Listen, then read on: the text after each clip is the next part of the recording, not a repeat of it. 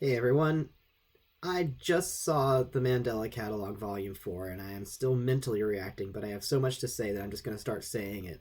First of all, though, I've got to say spoilers ahead. This video is full of spoilers. Even this little spoiler screen right here is a spoiler. So if you haven't seen the Mandela Catalog, if you haven't seen the Mandela Catalog Vol.4, if you're not caught up on this, go catch up. Either watch it all or watch a catch up video instead if that's how your brain works. I understand. All right, all caught up? Great, because I really want to talk about this stuff. So, first of all, I am just going to kind of show some stills that are from the whole video and aren't too spoilery, but kind of set the mood while I talk about this because I don't really have slides prepared. But I want to talk about general reactions and also a theory that I have about not what the Mandela Catalog's mystery is going to solve to literally, like not what's literally going to happen to Adam or what's exactly going on, but some themes that are happening here that I think we can start talking about and examining on a greater level. What I want to talk most of all about is what the Mandela Catalog is about in a larger sense, like what the Mandela Catalog means to society. And I know that sounds kind of grandiose, but because it's a horror series, it has to mean something to the actual moral and fear based levels of society. That's kind of the purpose that horror serves as a genre. It serves to educate either on morality as a morality play gone dark, or it serves to educate simply on what is dangerous and how to avoid it. What happens whenever you encounter danger. So horror is always about the worst happening, I think. But when it comes to the Mandela Catalog, this story of doppelgangers and strange intruders from either on high or the digital realm, depending on which part of the story you're looking at and how it's being told. What is humanity being prepared for? And when I say what is humanity being prepared for, I mean that um, if you're writing horror, you're kind of responding to the subconscious pressures that exist in society. And there are certain pressures and fears that exist in society during different time periods. Right now, everybody's really worried about immigration issues, for instance. So that tends to show up in a lot of movies, in a lot of media, in just a lot of things. And when it comes to the Mandela catalogs, the overarching theme of these doppelgangers and digital programs to me seems to be AI.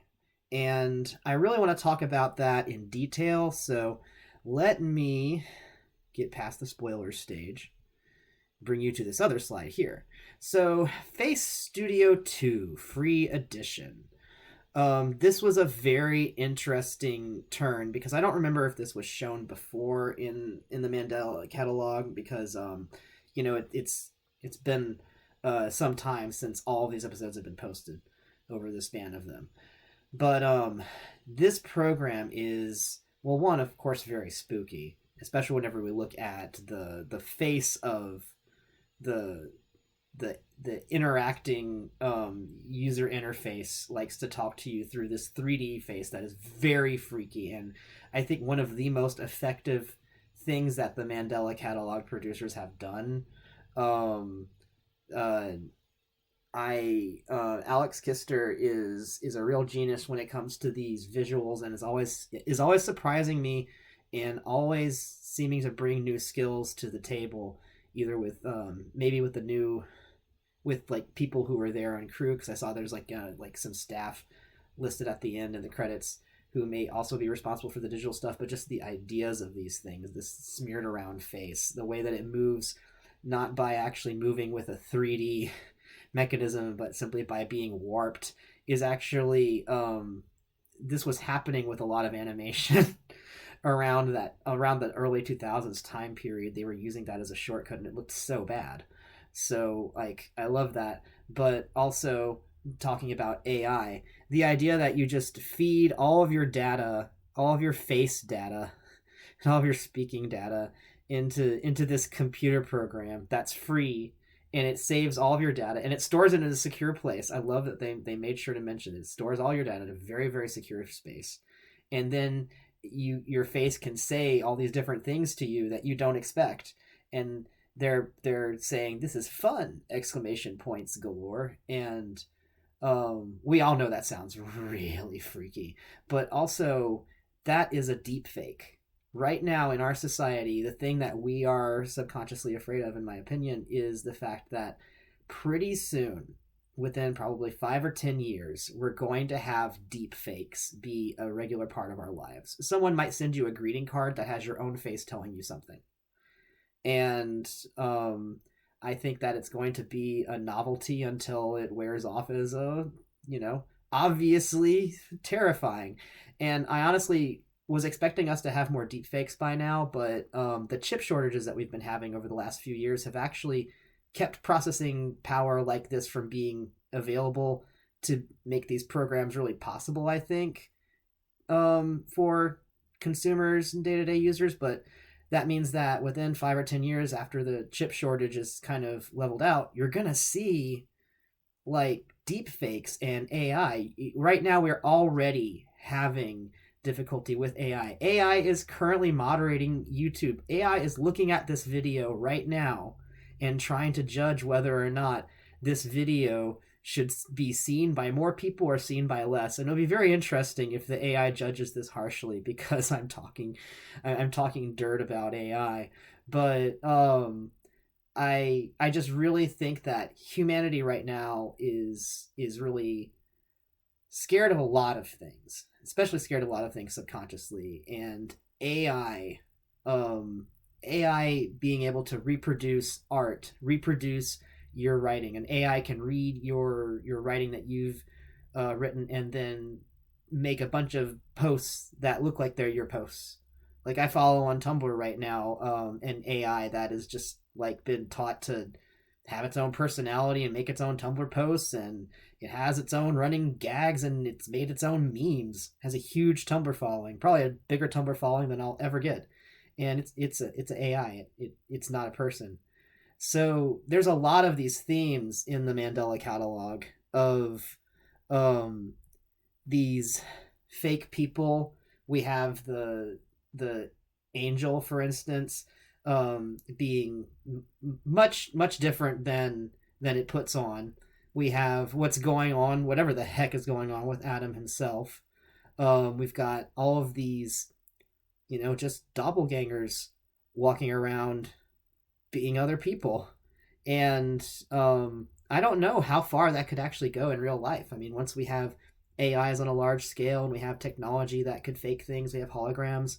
I mean, humanity might be subconsciously being prepared for dealing with the shock of deepfakes, dealing with the psychological difficulty of having to deal with a deepfake. That this is a new kind of thing that we really haven't had to deal with before in this form. And so I think that's really interesting. Like, there's a lot of horror out right now that's about doppelgangers, that's about like one person seeing things that other people can't, seeing people who aren't actually there and they do things that they shouldn't be doing. Like, that's It Follows. That one does that. Smile, that's like a one right now that's out in theaters. That's like you see people smiling who aren't actually doing that. It turns out to be a kind of awful contagious dementia. So yeah, like this is a big theme in horror right now. As for how this plays out in the Mandela Catalog story, I actually do expect we're going to see more of this wonderful program, this Face Studio 2 program. I expect a lot more from that. I really want to see more of it personally, to be honest. So I'm kind of biased. I really want to see more of this user interface guy that talks to you in Face Studio 2.